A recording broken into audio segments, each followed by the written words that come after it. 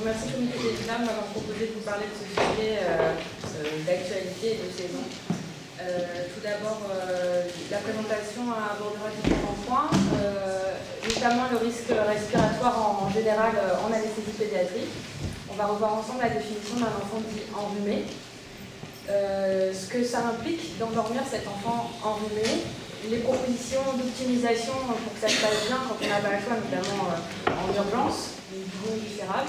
Et on va vous proposer deux exemples. Je n'ai pas de conflit d'intérêt pour cette présentation. Le risque respiratoire général lors de l'enfant anesthésié, il est bien connu. Il a été bien défini dans cette grande étude européenne de 2018, Anticol, et elle y retrouvait différents risques respiratoires. Le laryngospasme, le bronchospasme, la nécessité d'aspirer au niveau bronchique et le strictus. Les temps d'anesthésie qui menaient à ces interventions respiratoires étaient l'induction et le réveil, ce qui est quand même bien connu au niveau de l'anesthésie. Cette étude a remarqué aussi qu'au niveau des âges, il y a des enfants qui sont plus à risque sur le plan respiratoire, notamment l'enfant dit préscolaire et le nourrisson, donc avant 6 ans. Dans ces événements respiratoires, ce qui a été le plus prévalent dans cette catégorie de population, c'est la présence d'un laryngospasme et d'un bronchospasme. Donc c'est vraiment la chose qu'on a le plus peur d'avoir en anesthésie pédiatrique. Et selon les âges, ce qu'on voit bien, c'est que le petit enfant est aussi bien à risque cardiaque que respiratoire, qu'à partir de 6 ans, ce risque reste à peu près stable, et qu'en dessous de 3 ans, il est quand même majoré. Donc ce qu'on peut déjà se dire, c'est que, attention, moins de 3 ans, d'une façon générale, sur le plan de l'anesthésie pédiatrique. Les différents facteurs de risque sur le plan ont été retrouvés. Alors, concernant l'enfant, une présence de sensibilité des voies aériennes, malade depuis 2 semaines, ou des sibilants dans les 12 mois passés, ou alors des parents fumeurs ou asthmatiques, qu'ils appellent la sensibilité globale, la présence de fièvre. Ensuite, ils se sont interrogés de quel type d'anesthésie pouvait être pourvoyeuse de conditions respiratoires un peu difficiles. L'anesthésie générale par rapport à la sédation, la chirurgie ORL, clairement pourvoyeuse de risque respiratoire augmenté, et l'expérience de l'anesthésiste. Plus on a de l'expérience, moins les risques respiratoires sont plus prévalents. Ils se sont un peu plus recherchés sur le type d'anesthésie et ils ont vu que l'induction intraveineuse était plutôt protectrice par rapport à l'induction par inhalation. Et bien sûr, le dispositif des voies aériennes, moins il était invasif, plus il permettait de protéger de ces événements. Bien sûr, on ne peut pas toujours travailler avec un masque facial, mais c'est des notions à avoir en tête. Et donc, pour résumer, donc sur l'enfant en anesthésie pédiatrique, l'âge inférieur à 6 ans, on se méfie, mais encore plus s'il a 23 ans. S'il a des symptômes des voies aériennes supérieures, méfiance. Les atteintes pulmonaires, bien sûr, s'il est asthmatique ou porteur de VRS comme l'épidémie de novembre à février. Ancien prématuré, antécédent de bronchodysplasie, d'hypertension pulmonaire, fibrose, une fièvre à 38,5, un tabagisme passif et des parents qui rapportent un enfant dit malade. Je le trouve malade, souvent il est en progrès. C'est des petits drapeaux rouges à se dire ok, je me méfie. Le type d'anesthésie choisi, la nécessité d'une intubation, d'avoir besoin de certains agents anesthésiques et l'expérience de l'équipe va forcément jouer sur ces différents facteurs de risque. Et bien sûr, la chirurgie ORL, méfiance. Alors maintenant, qu'est-ce qu'un enfant enrhumé? Bien, il y a des gens qui ont réussi à définir ce qu'est un enfant enrhumé. 2 critères parmi les suivants. Donc, une hyperthermie à 38, asthénie, le nez qui coule, les maux de gorge, une toux non productive, éternuement, laryngite. Ce sont quand même des signes très fréquents dans un monde global. Et alors, bonne nouvelle, les enfants de moins de 4 ans sont très souvent enrhumés. Bien sûr, il y a une saisonnalité, mais 8 épisodes par an, avec la probabilité d'avoir une chèvre en urgence pour quoi que ce soit. J'ai avalé une pièce, j'ai une appendicite, j'ai une mastoïdite, des choses comme ça, et donc 8 épisodes par an, on est amené à les rencontrer. Alors quand c'est en chair programmée, on peut toujours se dire, ok, je stoppe, je m'arrête, est-ce que je prends le risque, est-ce que je ne prends pas le risque? Si c'est des enfants très petits, on ne prendra pas le risque parce qu'on a le luxe de pouvoir reporter. Par contre, en chirurgie urgente, on a un petit peu plus de mal. Méfiance aussi des terrains particuliers, parce que certes ils sont enrhumés, mais de quels enfants parle-t-on? Méfiance du prématuré, du moins de 6 ans comme on l'a déjà dit, des enfants déjà malades sur le plan respiratoire et suivis, d'autres enfants sensibles, qui sont porteurs d'autres pathologies, notamment cardiaques et neurologiques. On sait que c'est des enfants beaucoup plus sensibles et qui peuvent avoir des hyperactivités bronchiques différentes. L'environnement d'enfants, le tabagisme passif clairement augmente ce risque, et toujours le parent qui ramène l'enfant aux urgences, mais de toute façon il est hyper malade. Aujourd'hui c'est simple, il est malade. Alors, qu'est-ce que ça veut dire d'endormir des enfants enrhumés? Alors, il y a une étude française en 2018 qui se sont posé la question de qu'est-ce que c'est enrhumé. Alors, ils ont regardé les événements respiratoires, donc ce qui nous intéresse, ce qui nous pose le plus de soucis en anesthésie, le laryngospasme, le bronchospasme, la toux sévère, le stridor et la présence de saturation inférieure à 90%. Ils ont retrouvé ces événements dans cette population à quand même 33%, c'est quand même pas négligeable, ça veut dire une fois sur 3, on a un petit coup de chaud, on se fait un peu peur.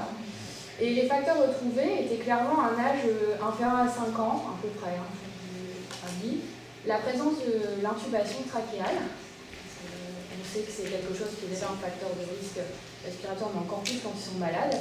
L'expérience de l'anesthésie, et là c'est un peu vexant, inférieure à 10 ans, et ben, pour tout ça, on surélève un peu le risque. Et il faut à peu près une quinzaine d'années d'expérience pour limiter ce risque-là.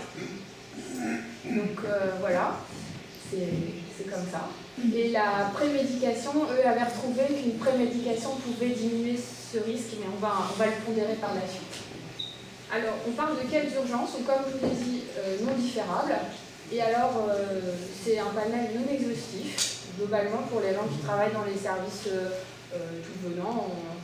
L'ORL c'est très fréquent, mais l'appendicite aussi, la tension testiculaire, la traumato, le coup du trampoline, la partie neurochirurgicale, divers et variés. Donc on peut être amené à traiter énormément de types de pathologies et d'avoir forcément des gestions des voies aériennes qui ne sont pas forcément toutes compatibles avec toutes les techniques que l'on peut proposer. Il y a des gens qui se sont intéressés à l'enfant enrhumé, vraiment enrhumé, donc inférieur à 2 semaines de l'infection. Et ils ont recherché, mais alors chez ces enfants-là, qu'est-ce qui augmente ce risque d'avoir ces événements respiratoires, laryngospasme, bronchospasme, désaturation? Alors ils ont retrouvé une catégorie de patients, donc toujours la même chose, des patients, on va dire, fragiles, donc prématurés, déjà connus malades, avec des parents fumeurs ou un tabagisme passif, un nez encombré, et le parent qui lui dit mais il est malade. La chirurgie retrouvée, évidemment, l'ORL, de façon globale et générale, mais ça c'est quelque chose qui était attendu, qui est déjà connu, mais qui est confirmé. La chirurgie aussi abdominale dite haute et la chirurgie cardiaque.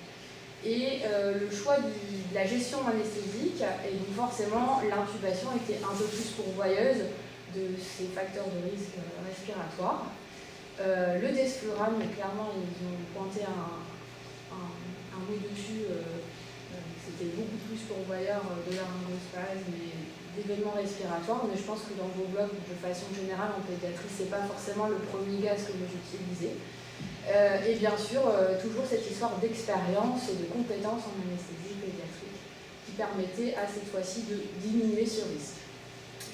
Donc, globalement, les enjeux de l'enfant malade en anesthésie, ça nous augmente une mortalité en anesthésie, des événements respiratoires péropératoires qui ne sont pas forcément très agréables. On a tous vécu des saturations, un laryngospasme, mais ce n'est pas les moments très agréables, et qui peuvent mener dans des cas catastrophiques jusqu'à l'arrêt respiratoire, sachant que ce risque est quand même présent assez longtemps. Alors 2 semaines pour un rhume, c'est au moins le minimum, il est vraiment considéré malade, que ce soit au temps T ou à plus de 2 semaines, l'enfant il est quasiment malade de la même façon. Et dans les 6 semaines, certains types d'infections respiratoires, notamment bronchiolite, et autres, ça induit quand même une hyperactivité bronchique. Donc ne pas se dire ok, ça fait 3 semaines, c'est bon, j'y vais les yeux fermés. C'est moins risqué que si ça fait 2 semaines, mais méfiance quand même, je pondère. Alors qu'est-ce qu'on peut proposer en optimiser? Parce que de toute façon, il va falloir opérer cet enfant, on n'a pas le choix, on l'a diagnostiqué enrhumé. Donc on sait dans quoi on se lance, on sait qu'un tiers des cas, ça peut poser problème. Et qu'est-ce qu'on peut faire pour limiter au maximum la survenue de ces événements respiratoires? Discuter en fonction des états de vos hôpitaux, voir si on ne peut pas avoir une équipe dédiée et expérimentée. L'idée, c'est qu'on a vu que l'expérience de l'anesthésiste, alors certes, il faut peut-être 10 ou 15 ans, mais déjà, les équipes entraînées sont plus habituées à ces risques et vont peut-être être plus à l'aise à gérer ce type de patient. Et surtout pour le moins de 3 ans, parce qu'on a vu que le risque respiratoire global était très important. On va parler ensemble des traitements dits préventifs qu'on peut proposer. Discuter du choix de la technique d'anesthésie sous réserve bien sûr de réalisation avec la chirurgie adaptée. Du choix du dispositif des contrôles des voies aériennes. Discuter un petit peu du réveil. Et moi, je pense qu'il faut être prêt aux différentes complications respiratoires. On le sait qu'on s'engage dans une voie un peu complexe, donc autant être prêt et pas être pris dépourvu, et de surveiller de façon adéquate son enfant. Et donc, je me suis appuyée sur les RFE de 2018, une partie de ces RFE-là qui traitait à la fin l'enfant enrhumé. Alors, on va parler du salbutamol. Le salbutamol, c'est des choses qui sont retrouvées et dans les RFE et dans plusieurs papiers, pour proposer de diminuer le risque respiratoire. Donc il y a des dosages qui ont été proposés en fonction du poids de l'enfant, 20 kg ou supérieur ou inférieur, et ça a montré une réduction de présence de toux et de bronchospasme, surtout si l'infection était en cours ou inférieure à 2 semaines. Donc on parle vraiment de ces enfants enrhumés. Et alors, ce papier-là est de 2009, donc ils en parlaient déjà. Ils l'ont confirmé avec l'enfant pris en charge en chiro-RL des amygdales. Donc, oui, il n'est pas malade, mais généralement, les amygdales ils sont quand même toujours un petit peu enrhumés. Et ils en ont reparlé en 2017 pour le management complet avec un enfant malade. Donc pourquoi pas optimiser les choses, si on a le temps, si on l'a vu, de se dire ok, je vais lui faire un aérosol pour limiter les risques. Et c'est ce que vous propose aussi les RFE, de réaliser une nébulisation pour essayer de surmonter les possibilités. Ne pas hésiter à lui laver le nez, c'est toujours ça de moins que vous aurez. Et s'il y a besoin de prémédication, pensez plutôt à la clonidine plutôt qu'au midazolam, pareil pour éviter les obstructions aériennes qui peuvent parfois apparaître. Le choix de la technique d'anesthésie, je peux que vous conseiller d'essayer de ne pas endormir, mais ça dépend de la chirurgie, donc parfois on n'a pas le choix. Et donc ça c'est à la discrétion de l'anesthésie, c'est des conditions de l'enfant. Est-ce que je vous curarise à l'intubation? Ça c'est votre habitude à voir si vous voulez. Les RFE, en dehors de l'enfant enrhumé, et quand on fait une induction intraveineuse, on proposait d'utiliser un cureur pour améliorer les conditions. Est-ce que je mets de la lidocaïne à l'induction ou par vaporisation sur les cordes vocales? A priori, plutôt pas, ça n'a pas forcément d'indication à l'induction sur les complications respiratoires. Et bien sûr, il le confirme encore sur le choix des produits anesthésiants, de plutôt pas partir sur du désulrage chez les enfants enrhumés pour les raisons que nous connaissons tous. Et moi, je me dis aussi que peut-être qu'il doit vous falloir une voie veineuse avant de commencer, sachant qu'on sait que c'est à l'induction qu'on peut se proposer à avoir ce type de souci-là, autant être prêt à pouvoir injecter ce qu'on veut et peut-être pas commencer sans voie veineuse. Le choix des dispositifs des voies aériennes. Alors on l'a vu, le masque facial, c'est moins pourvoyeur par rapport à l'intubation. Néanmoins, on ne peut pas faire tout ce qu'on veut en chirurgie avec un masque facial. Mais si c'est juste à leur tirer un corps étranger de l'oreille ou s'il y a la possibilité de le faire, ne pas hésiter. Comparer le dispositif, donc le masque laryngé et la sonde d'intubation, c'est les enfants non malades. A priori, si on peut utiliser un masque laryngé, c'est un peu mieux, c'est moins irritatif, mais c'est bien sûr chez l'enfant non malade. Chez l'enfant enrhumé, ils n'ont pas statué. Je ne peux pas vous dire que c'est mieux avec un masque et moins bien. Maintenant, c'est aussi avec l'habitude qu'on a et on se sent plus à l'aise. Alors, comment on réveille cet enfant? Puisque on a réussi à l'endormir, ça s'est bien passé, la chirurgie s'est bien passée. Et maintenant, on arrive à la deuxième partie où on peut revoir réapparaître ces problèmes de respiratoires. Et donc, moi, je vous propose des choses simples, de réaspirer sur le plan nasopharyngé dans un maximum de sécrétion, bien sûr avant la phase d'agitation, pour se limiter au maximum. Alors, pourquoi pas enlever le dispositif endormi en se disant il n'y a pas trop de réflexe, il va être profond, je vais limiter le risque du tout, parce qu'ils sont un peu liés sur les sous d'intubation, parfois ils toussent beaucoup. Et donc, pourquoi pas le faire endormi? Oui, pourquoi pas, si vous avez l'habitude, mais on sait que si on les enlève endormis avec une ventilation spontanée, on sait que le tonus des voies aériennes globales sont un peu moins vaillantes et on peut s'exposer à un petit risque d'obstruction. Donc, à le savoir, à le prévenir, peut-être prévoir de choses, de luxer un peu plus, de se mettre en bonne disposition. Et bien sûr, si la chire était ORL et sanguinolente, vous allez avoir du mal à le faire endormir, il va falloir des bons réflexes, donc ça c'est aussi à pondérer avec la chirurgie. Et donc moi je pense qu'il faut faire le réveil qu'on a l'habitude de faire, ne pas innover dans ce genre de situation, pas se dire il paraît que c'est lui endormi mais d'habitude je ne le fais pas, allez je me lance. Peut-être que ce n'est pas le moment et que vous ferez votre expérience tranquillement en situation dite standard pour vous faciliter et pour être prêt aux différentes situations en fonction du choix de l'ablation du dispositif. Et bien sûr, maintenir la surveillance en salle de réveil, parce qu'il peut y avoir des risques de récidive. Et on doit aussi prévenir aussi que s'il a été un peu compliqué à endormir, à faire laryngospasme, à avoir beaucoup de sécrétions bronchiques, peut-être que dans les jours à venir, il sera encore plus malade que ce qu'il était au démarrage. Et moi, je pense que ce qui est important aussi à proposer dans l'enfant emmené, c'est d'être prêt. On sait qu'on s'expose à des risques de laryngospasme, qu'on soit prêt aussi bien à avoir déjà précalculé sa dose en disant ok, il fait X kilos, j'aurais besoin de ça. Est-ce que j'ai un curare des... Bon, ça c'est pour les gens qui n'ont vraiment pas l'habitude et qui se sentent obligés de l'avoir en contrafolie, mais pourquoi pas, on ne vous en voudra pas, c'est de l'avance. On vous pousse à faire quelque chose qu'en programmé vous aurez reporté. Donc autant vous mettre dans des conditions où si vous avez besoin, vous vous mettez bien. La dose d'atropine calculée, et si vous avez choisi un dispositif moins invasif que l'intubation, l'avoir quand même prêt en sac si besoin, ne pas se dire c'est sûr que ça passera. On ne sait jamais, parfois le masque à ringer, c'était la bonne idée, et finalement l'enfant, ça ne lui convient pas. Et bien sûr, être prêt et en surveillance lors de l'induction. À toute stimulation douloureuse, se méfier, peut-être qu'on a allégé à un moment et finalement c'est le moment où il redresse la fracture et là l'enfant se tend, donc peut-être discuter, dire un stop le temps qu'à approfondir. Au réveil, méfiance et bien sûr en post-opératoire avec le risque d'infection probable.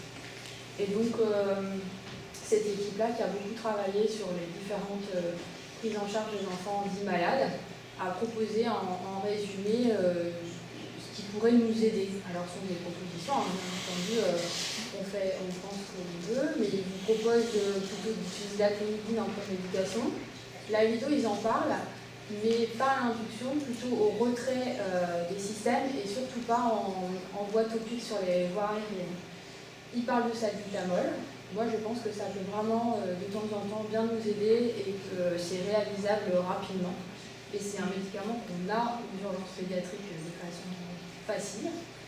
Le management des voies aériennes, il vous disait la même chose, faites au mieux, grosso modo, essayez d'être le moins invasif, mais on n'a pas toujours le choix. Et le retrait de ces dispositifs, on sait ce qu'on s'expose. Il faut juste connaître que voilà, si on le retire profondément, on peut être amené à avoir des obstructions secondaires. Bien sûr, il vous demande d'être expérimenté, donc ça c'est sous couvert des années, on s'améliore. Et pour l'agent choisi, plutôt le propofol, plutôt pas de desflurane. Et sur le choix de je commence en inhalatoire ou en voie intraveineuse, c'est quand vous le sentez, mais on ne peut que vous conseiller d'avoir une voie veineuse avant de commencer. Et peut-être de démarrer au propofol pour mettre vraiment à plat le risque du bronchospasme et du laryngospasme. Je vous ai trouvé deux exemples d'enfants charmants malades. Donc une mastoïdite chez un enfant né à terme de 14 mois. Donc déjà on s'est mis une prématurée. Qui était bien malade à 39. Clairement, il y avait une indication opératoire. Il a été décidé de faire une co-induction. Donc l'enfant a déjà une voie veineuse avec une dose de propofol quasi d'induction et relayée avec du gaz.